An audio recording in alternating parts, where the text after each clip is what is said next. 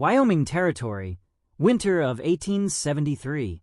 The wind howled like a dying wolf, dragging snow across the frozen plains. Hooves cracked the silence, slow, deliberate, echoing like judgment across the open land.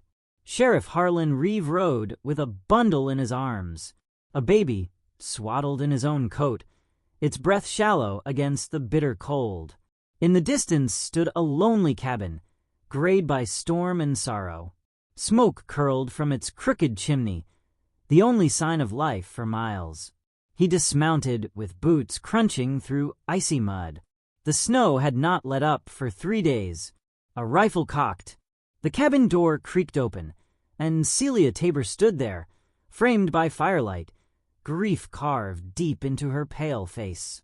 The barrel of her Winchester pointed straight at the man who had killed her husband. She didn't blink, didn't flinch, and yet the sheriff took one slow step forward. Celia had once been the kind of woman folks trusted with their children and their secrets. She knew how to mend a split fence and bake 6 loaves before sunrise. She spoke little, worked hard, and kept her word. But all that changed the day Sheriff Harlan Reeve came down their road and put a bullet through Jonas Tabor, her husband. She was 29, alone.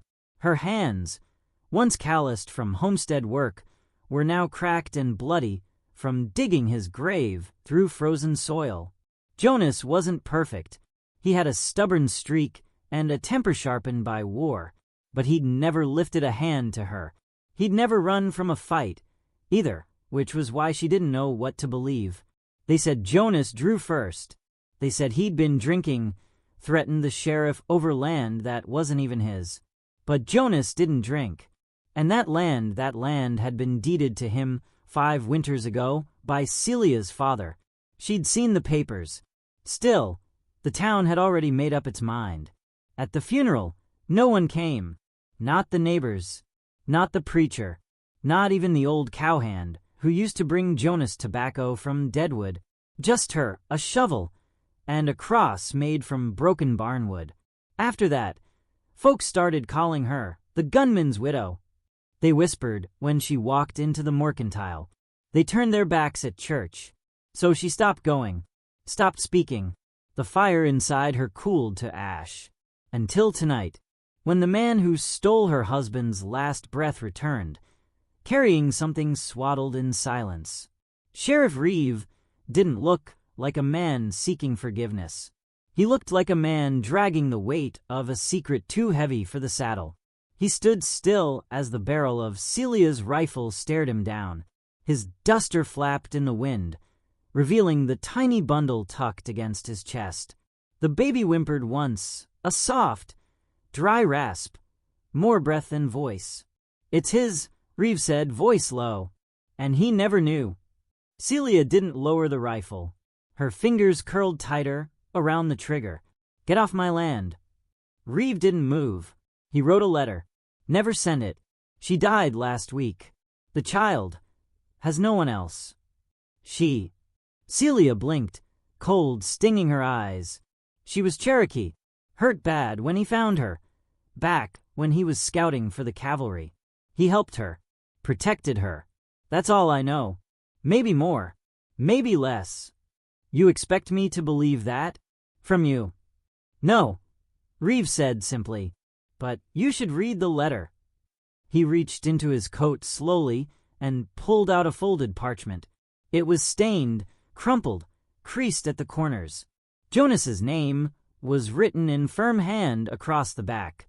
Celia's arms didn't shake, but her heart did. "Why now?" she asked. "Why bring her here?" "She has his eyes," Reeve said, "and winter's coming hard. She won't last another night out here." He held the baby forward. Celia hesitated.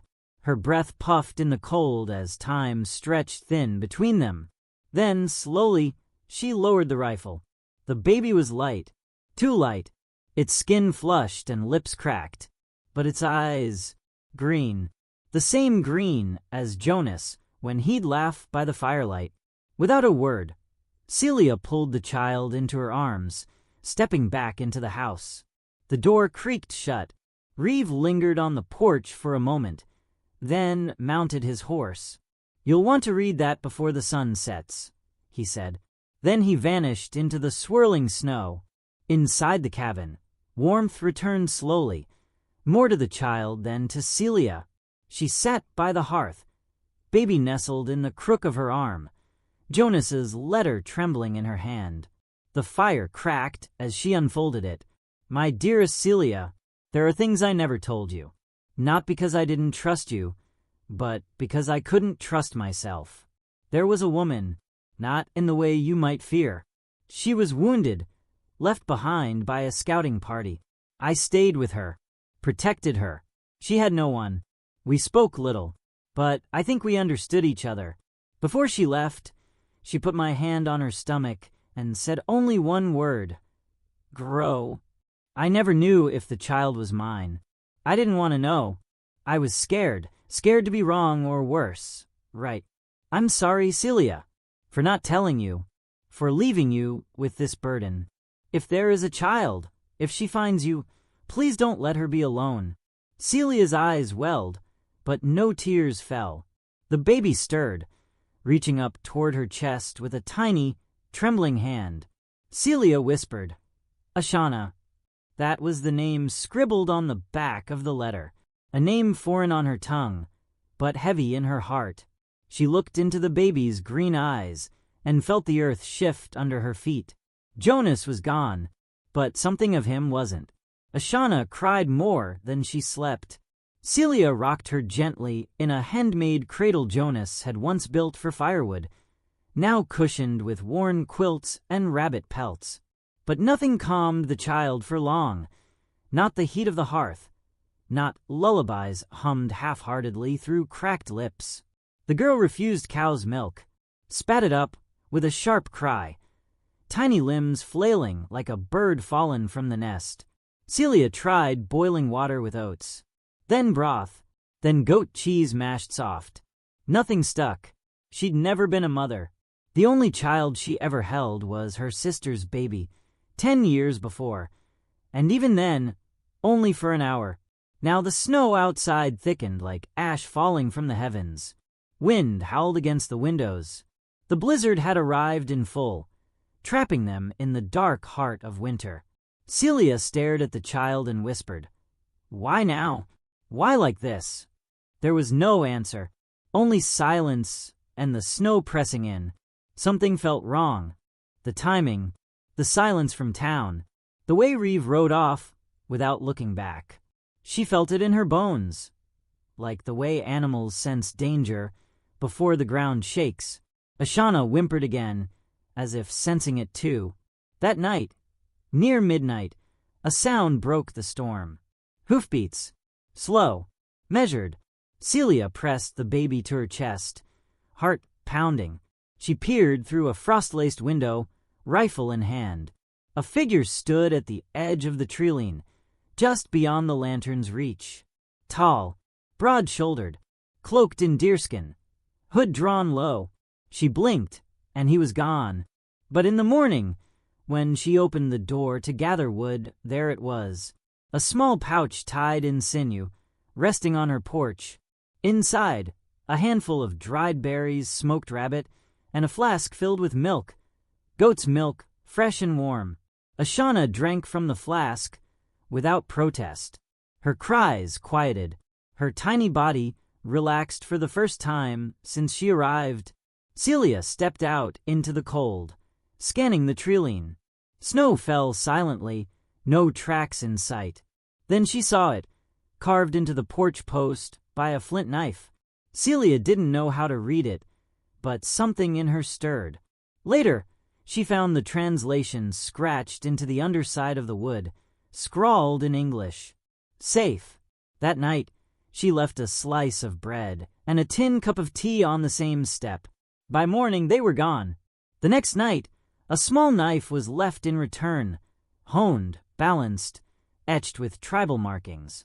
So she left a wool scarf, then a flint stone, then half a biscuit.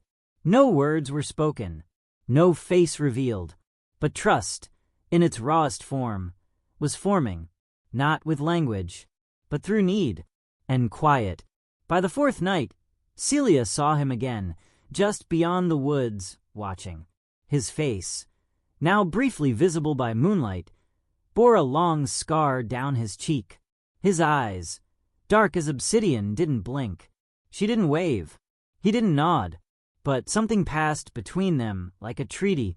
On the sixth day, Celia heard another knock. This time, the sheriff stumbled in, bleeding, soaked in ice, barely conscious. Ashana cried. Celia aimed the rifle at him anyway. "Don't," he rasped. "I'm not here to fight." She led him inside, half-dragged him to the chair near the fire. Blood soaked through his shirt. A gunshot grazed his ribs, another wound at his thigh. He coughed hard. "They found me." "Who?" "Railroad men. Hired bounty hunters. 4 of 'em. They tracked the girl's mother. Wanted the land she was born to. Land Jonas was protecting when he found her. There's gold under it. Or they think there is." "And Jonas?" she asked, voice like steel. Reeve swallowed. He stood between them once. "Paid for it later." She said nothing. "They don't want the baby alive," he added. "She's a living claim. If she dies, they take it all." "And you brought her here?" "Nowhere else. And you have a protector." Celia's eyes narrowed. "You've seen him," Reeve said. "The silent one. He followed the girl from her mother's camp. She trusted him. So did Jonas." The storm outside raged louder. Inside, time froze. "They'll come here," he said. "Maybe tomorrow. Maybe tonight." He looked up at her. Raw, honest, afraid. "I need shelter."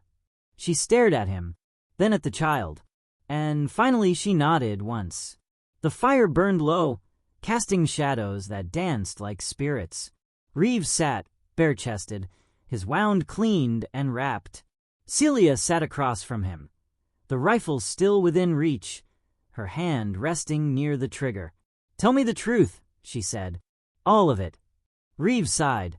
"Jonas never raised his gun. I did. I was under pressure.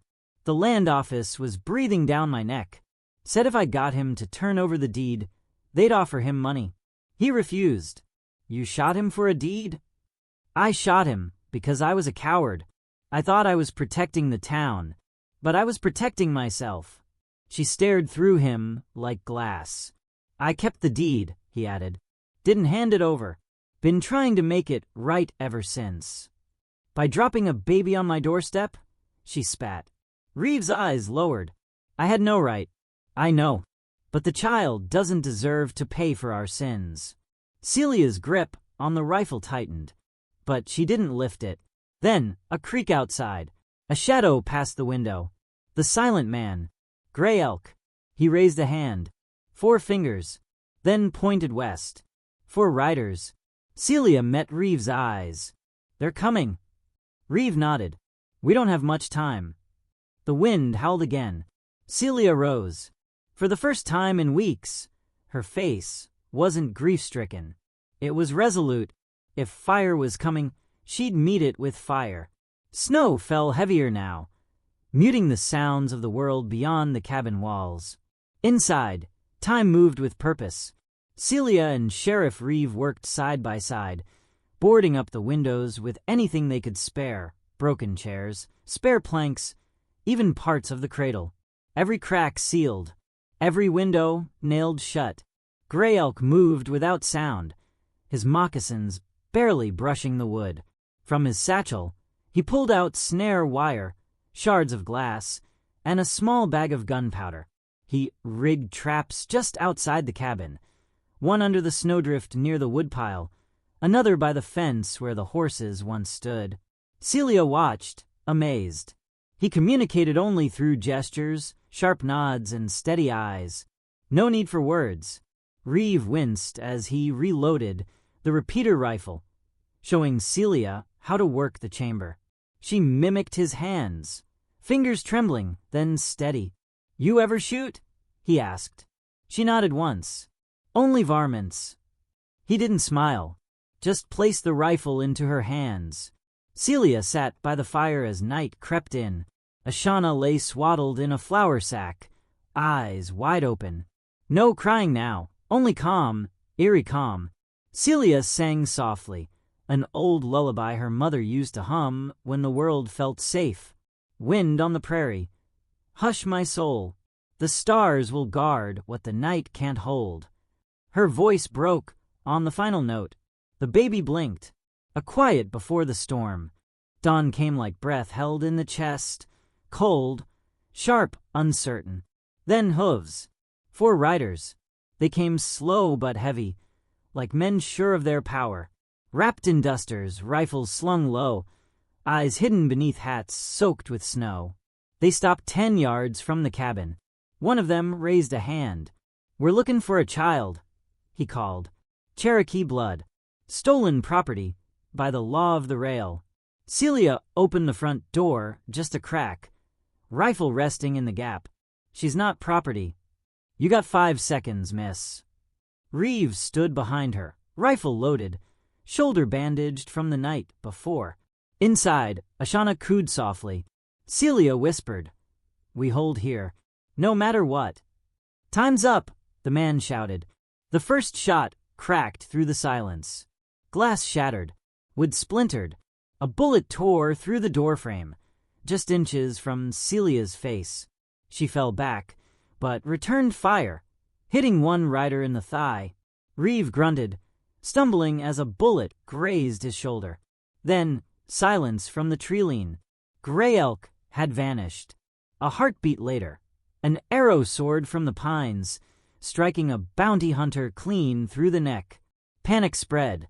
The riders split, 2 toward the barn, 1 circling wide. Reeve dragged himself to the corner, firing from cover. Celia reloaded, teeth gritted, sweat stinging her eyes. A stray bullet struck the lantern on the shelf. Flames erupted, licking up the cabin wall. "Celia!" Reeve shouted. She didn't wait. She grabbed Ashana, wrapped her in her shawl, and bolted out the back, just as the window exploded behind her.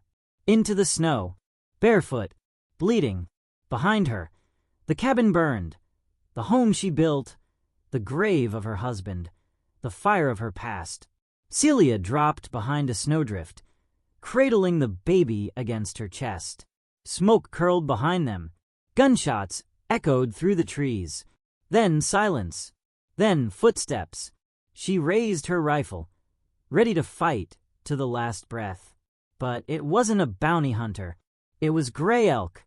His face was streaked with blood, but his eyes were clear. Behind him, 3 men lay still in the snow. The 4th, crawling toward the tree-line, barely raised his pistol before Gray Elk drove a tomahawk through his chest. It was done. Then Reeves stumbled into view. His coat was torn, one arm limp. Blood coated the snow beneath his boots. He collapsed near Celia. She rushed to him. Baby still clutched tight. He gasped. "I kept the deed." He pulled a blood-stained document from inside his coat, signed by Jonas. "Transferred to Ashana. She's the only one left who can claim it. That land, that blood." He looked at the child, and his voice cracked. "Let her grow where her roots were planted." Celia placed her hand over his. He exhaled and never inhaled again. There were no tears, only the snow falling like ash, and the baby's breath warm against her neck. She turned toward Gray Elk. He nodded, and they walked into the trees. The land had turned from white to brown, frost melting into thaw. Celia, wrapped in wool and resolve, rode beside Gray Elk into a quiet valley nestled between the pines. A Cherokee settlement sat below, smoke curling from small lodges, children playing in the brush, women weaving near the fire. No one spoke as she dismounted. She stepped forward, holding the child. "She is called Ashana," Celia said. "She is of here, of him." Gray Elk stepped forward and placed a hand on the baby's forehead. The elders nodded. Celia was handed a small patch of land, not given, but shared. She built a small shelter near the stream, planted new seed, hunted with the women, sang at night. Ashana thrived, her laugh beginning to sound like wind through trees. One evening, Celia read Jonas's letter once more. Then she burned it.